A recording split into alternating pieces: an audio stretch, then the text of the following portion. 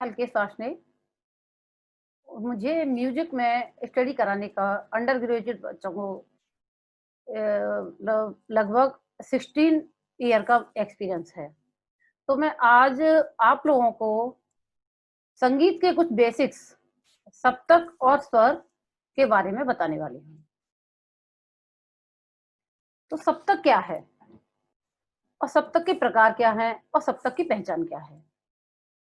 स्वर क्या है और स्वर के प्रकार क्या हैं और स्वर की पहचान क्या है?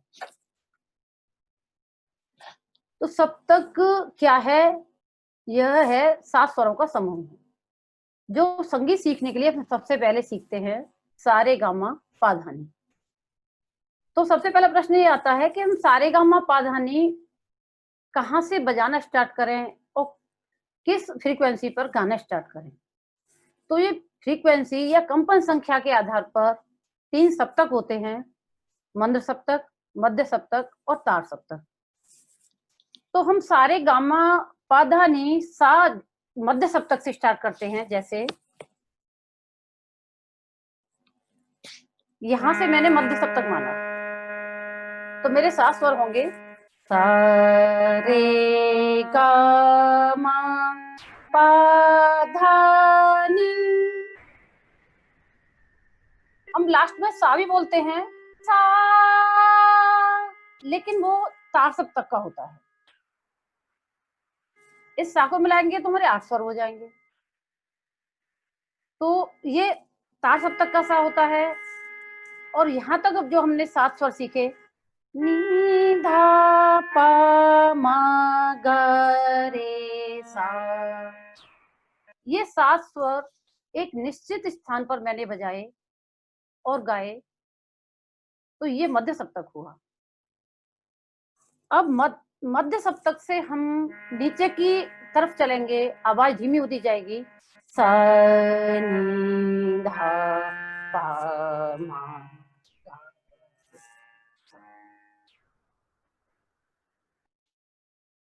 तो ये 7 स्वर मंद्र सप्तक में भी होते हैं और 7 ही स्वर तार सप्तक में भी होते हैं। सा रे गा मा।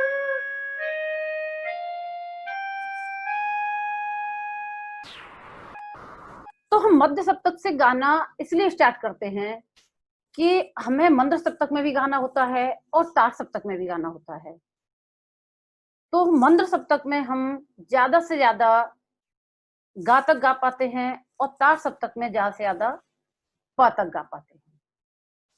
अब आप ये सोचेंगे सा से नी के बीच में तो बहुत सारे स्वर हैं, तो इसके बारे में भी मैं आपको बताऊंगी। सबसे पहले बता देती हूँ कि मंद्र सप्तक, मध्य सप्तक और तार सप्तक की पहचान क्या है। तो मंद्र सप्तक की पहचान है स्वर के नीचे पॉइंट। अगर स्वर के नीचे पॉइंट लगा हुआ है तो वो मंद्र सप्तक के स्वर हैं, और स्वर के ऊपर पॉइंट लगा हुआ है तो वह स्वर तार सप्तक के हैं। अब ये सप्तक क्यों डिसाइड हुए? तो मध्य सप्तक में हम गाना बजाना स्टार्ट करते हैं, तो मध्य सप्तक से जस्ट आधी फ्रीक्वेंसी कंपन संख्या मंद्र सप्तक की होती है और मध्य सप्तक से जस्ट दुगनी फ्रीक्वेंसी या जिसे कंपन संख्या बोलते हैं वो तार सप्तक की होती है। तो गाते बजाते समय आपने देखा होगा या हमने अनुभव किया है कि हम मंद्र सप्तक में भी गाते हैं और तार सप्तक में भी गाते हैं, इसलिए मध्य सप्तक के साथ से हम गाना बजाना स्टार्ट करते हैं। बजाने के लिए अति मंद्र भी होता है मंद्र से नीचे, और तार सप्तक में अति तार सप्तक भी होता है, जो सिर्फ उनको हम वाद्य यंत्र पे बजा ही सकते हैं, अपने गले से नहीं गा पाते। तो ये तो हुई सप्तक की बात। अब स्वर क्या है? स्वर तो कोई भी ध्वनि को स्वर बोल सकते हैं हम, लेकिन संगीत में एक निश्चित जगह बजने वाले, मधुर लगने वाले और स्थिर रहने वाली जो ध्वनियां होती हैं उनको हम संगीत में स्वर बोलते हैं। स्वर के भी 2 प्रकार हैं, अचल स्वर और चल स्वर। तो अचल स्वर क्या है और चल स्वर क्या है, वो भी मैं आपको कीबोर्ड पर प्रैक्टिकल रूप में क्लियर बता देते हैं। तो अचल स्वर सा और पा हैं। सप्तक चाहे मंद्र सप्तक हो, चाहे मध्य सप्तक हो या तार सप्तक हो, लेकिन सा और पा अचल ही रहेंगे, वे अपने ही स्थान पर गाए और बजाए जाएंगे एक निश्चित फ्रीक्वेंसी पर। जैसे मंद्र सप्तक के सा की फ्रीक्वेंसी 120 रहती है, तो मध्य सप्तक के सा की फ्रीक्वेंसी 240 रहती है और तार सप्तक के सा की फ्रीक्वेंसी 480 हो जाती है।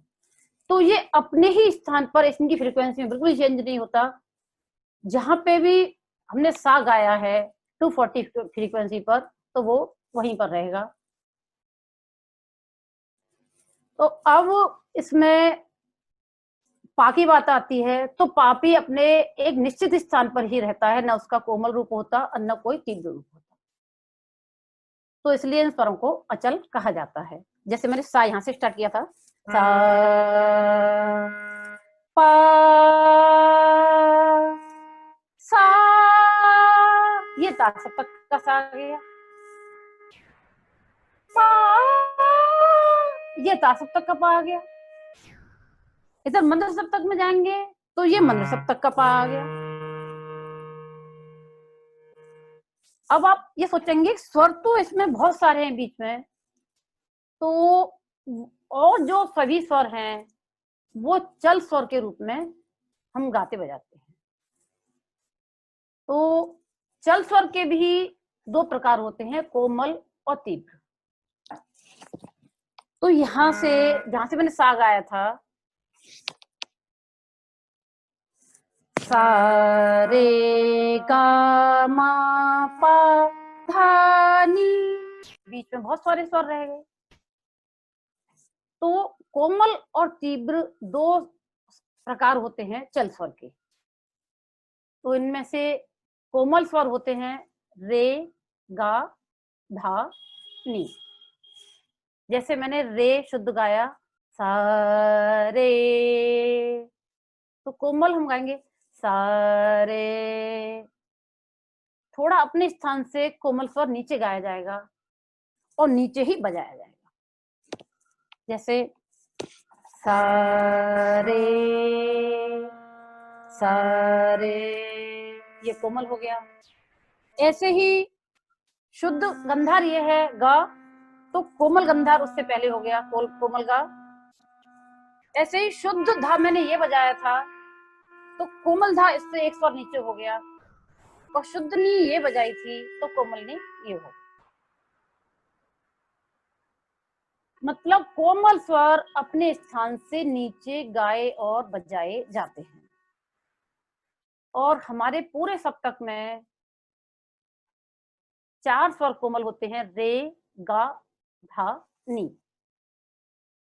सप्तक मंद्र सप्तक हो या मध्य हो या तार सप्तक हो, ये 4 स्वर के कोमल रूप भी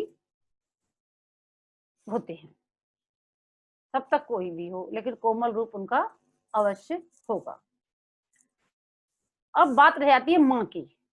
तो माँ को तीव्र स्वर का स्थान दिया गया है, तो तीव्र स्वर अपने स्थान से ऊपर गाया जाता है।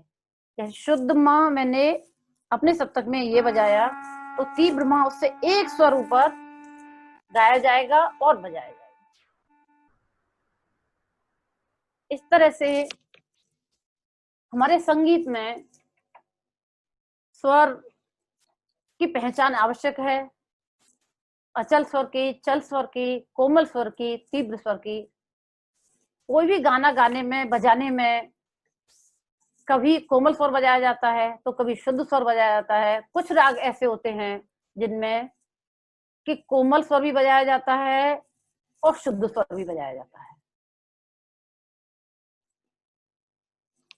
अब इनकी पहचान हम कैसे करें? तो इन स्वरों को लिखने के लिए हम स्वर के नीचे अंडरलाइन कर देते हैं। अगर हमने कोमल गा बजाया है तो स्वर के नीचे अंडरलाइन कर देंगे। जैसे सा से हमने स्टार्ट किया और फिर हमने रे बजाया था एक निश्चित स्थान पर, तो उससे पहले बीच में कोमल रे आ जाएगा। फिर हमने शुद्ध गा बजाया या शुद्ध गा गाया, तो उससे पहले कोमल गा आ जाएगा। माँ अपने स्थान से ऊंचा होता है, तो पहले हमने शुद्ध माँ गाया, फिर तीव्र माँ आ जाएगा। पा मैंने बताया था अचल होता है, सप्तक कोई भी हो तो पा अचल है, उसका न कोमल है न तीव्र है। फिर मैंने धा शुद्ध बजाया, तो शा ये कोमल था, उससे पहले हो जाएगा एक स्वर। ऐसे नी मैंने शुद्ध ये गाई या बजाई, तो नी कोमल ये हो जाएगी। जिनका ये साइन है कि इनकी अंडरलाइन करने से हमें कोमल की पहचान हो जाती है, ये कोमल स्वर गाया या बजाया जाएगा। लास्ट में जब हम पहुंचते हैं तो तार सप्तक के सा कुछ होते हैं, सा, तो इससे आगे तार सप्तक में स्वर चलेंगे, उनमें भी कोमल भी होगा और तीव्र भी होगा।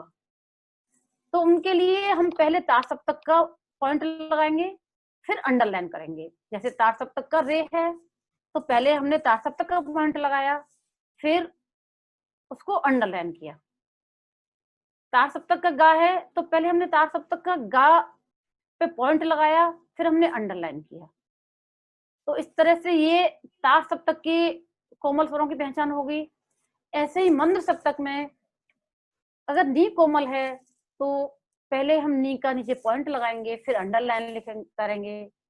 धा कोमल है तो धा को पहले पॉइंट लगाएंगे और फिर अंडरलाइन करेंगे। इस तरह ये कोमल और तीव्र स्वर की हम पहचान कर पाते हैं।